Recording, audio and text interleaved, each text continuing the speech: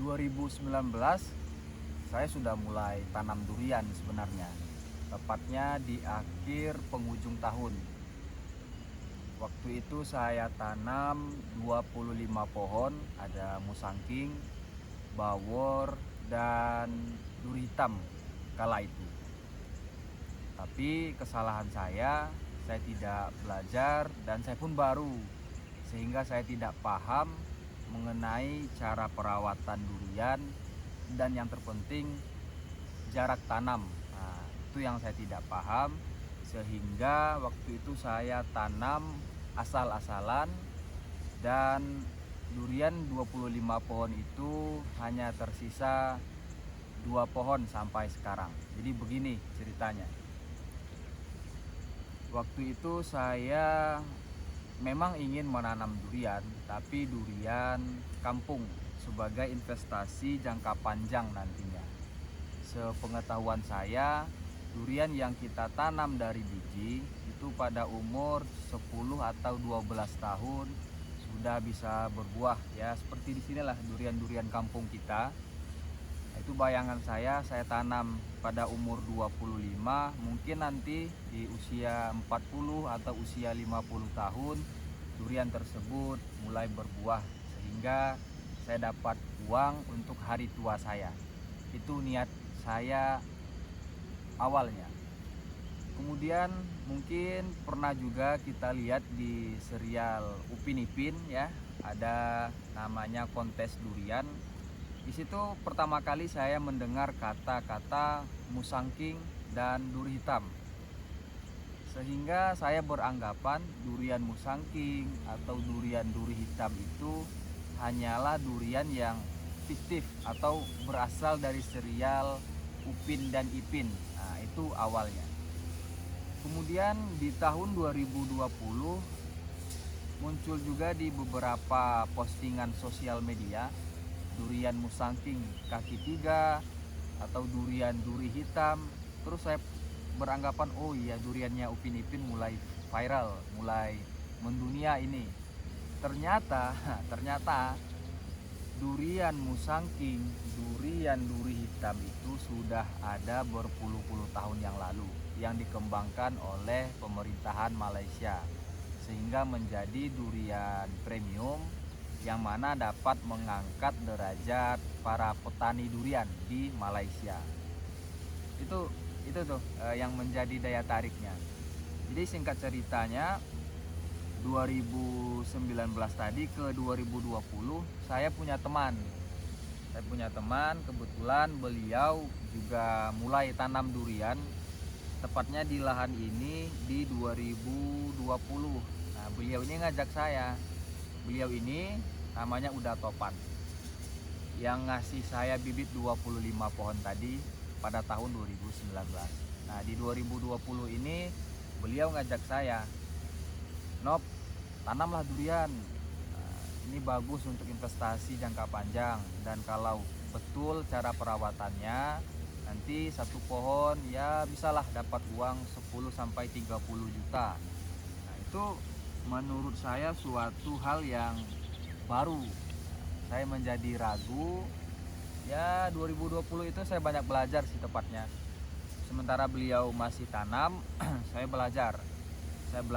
Dan saya berasumsi waktu itu biarlah Uda Topan ini saja dulu yang tanam durian. Barulah 5 tahun ke depan setelah durian beliau berbuah menghasilkan baru saya tanam juga durian.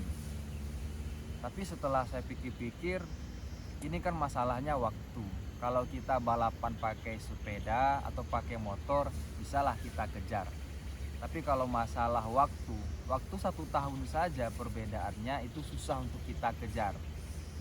Mulai saya berpikir terus mencari referensi lain untuk belajar apakah benar dengan menanam durian premium itu dapat menyehatkan perekonomian dengan catatan perawatannya yang sesuai ya.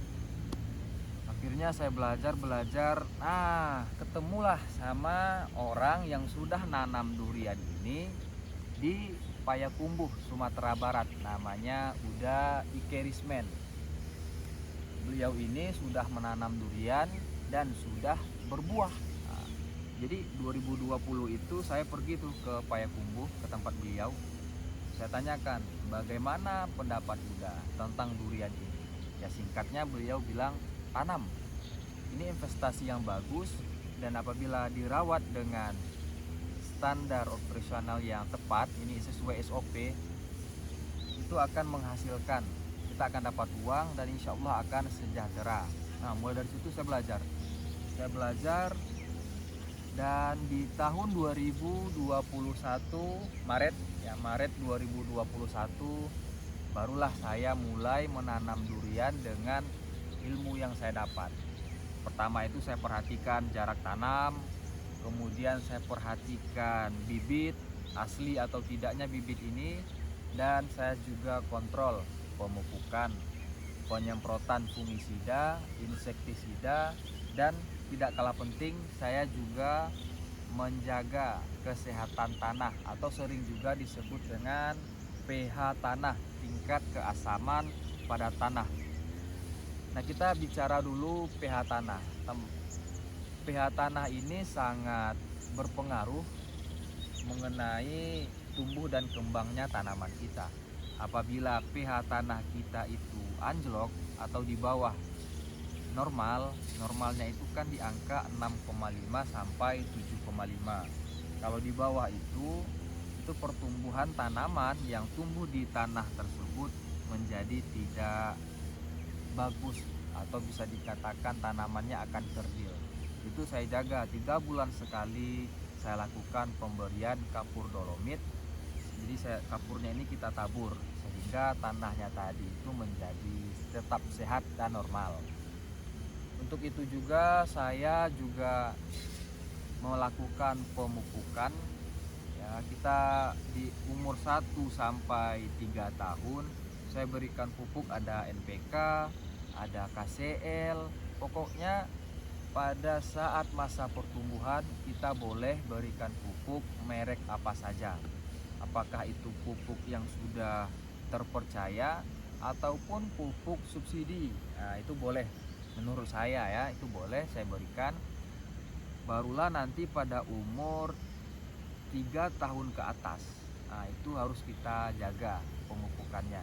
Yang mana tadi di umur 1 sampai 3 tahun kita berikan pupuk yang nitrogen, fosfat, kaliumnya itu setara atau seimbang. Nah, di umur 3 tahun ke atas kita mulai fokus bagaimana supaya batangnya besar, dahannya kokoh untuk persiapan menampung buah nantinya. Itulah kita perhatikan itu teman-teman. Kemudian saya pernah ada satu momen di mana ya kembali lagi ketidaktahuan saya di tahun 2021 tersebut. Nah, 2021 tersebut setelah durian saya tanam itu beberapa bulan kemarau. Nah ini nih poinnya. Pada saat kemarau kita tidak dianjurkan untuk melakukan pemupukan langsung. Jadi ini pohon durian kita tabur pupuk itu tidak dianjurkan. Kenapa?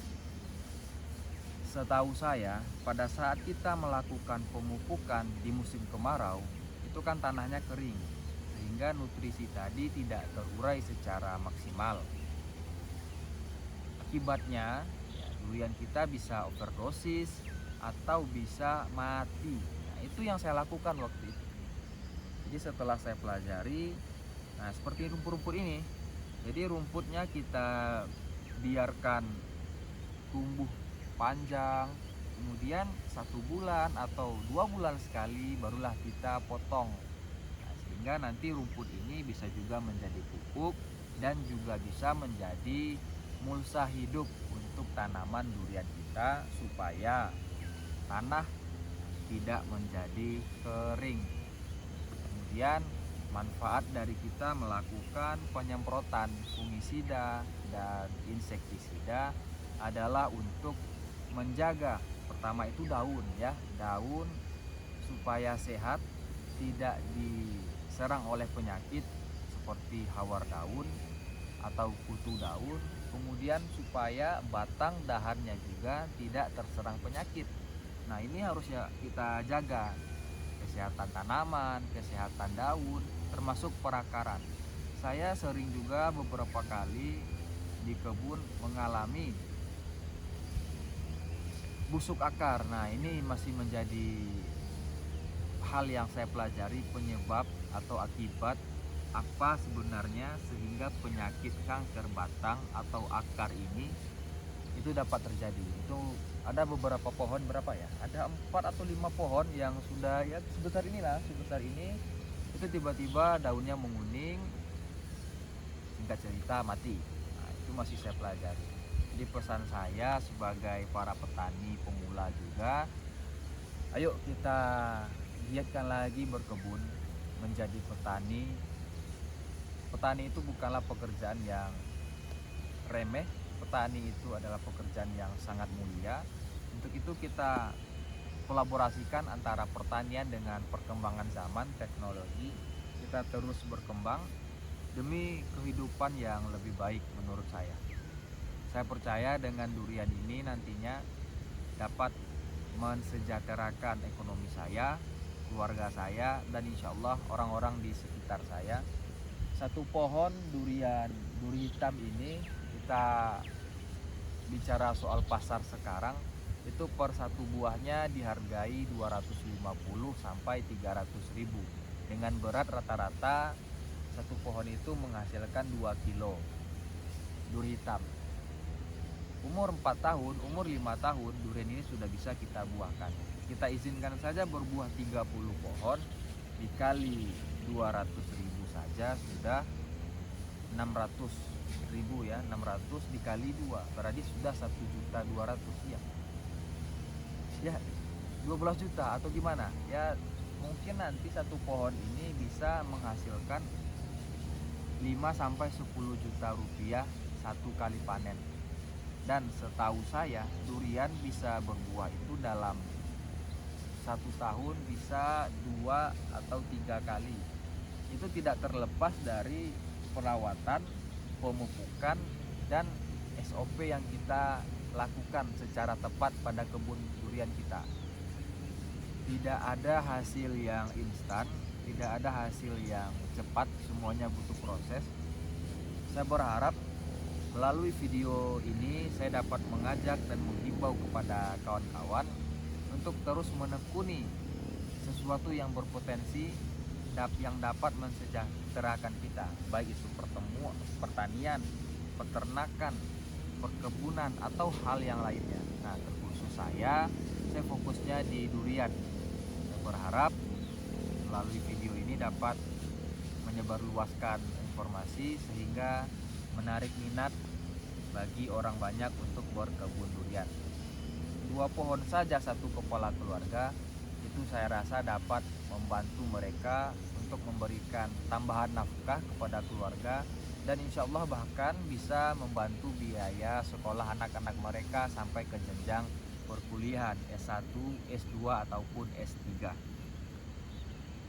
Untuk lokasi itu saya berada di Kota Padang, Kecamatan Koto Tangah, Kelurahan Lubuk Minturun. Di sini ada 4 orang yang baru menanam durian premium, saya, Uda Topat, dan 2 lainnya teman saya.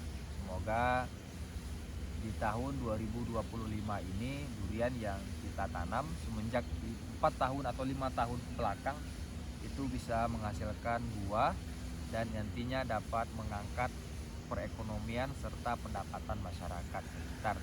Terima kasih telah mengikuti dan terus memantau apa-apa yang saya berikan melalui video ini. Saya berharap semoga bermanfaat. Nantinya silakan di komen atau berikan masukan supaya nantinya yang saya lakukan ini dapat berkembang dan dapat menjadi lebih baik lagi. Assalamualaikum. Perkenalkan, saya Nofrianto di Kota Padang. Bye bye. Tetap semangat menjadi orang yang hebat. Semuanya butuh proses.